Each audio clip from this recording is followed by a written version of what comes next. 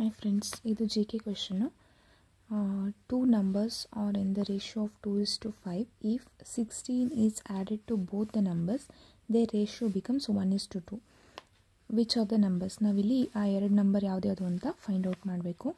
ಎರಡು number find out ಮಾಡೋದಕ್ಕೆ ನಾವು let us assume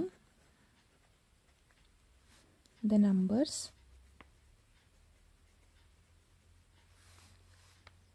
two numbers ನಮಗೆ ಬೇಕಾಗಿರೋದು. ಸೊ 2x ಆ್ಯಂಡ್ 5x ಅಂತ ಅಂದ್ಕೊಳ್ಳೋಣ ಎರಡು ನಂಬರ್ಸ್ನ.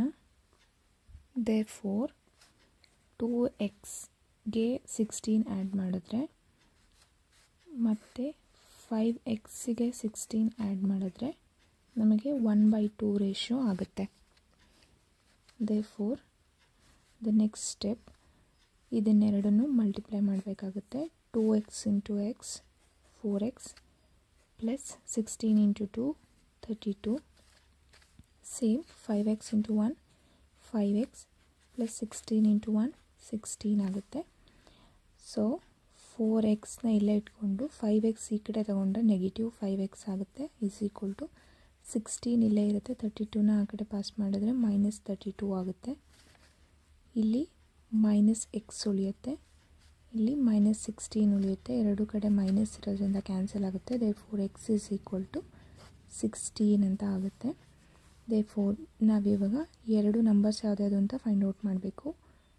2x ಅಂದರೆ 2 into 16 is equal to 32 one number.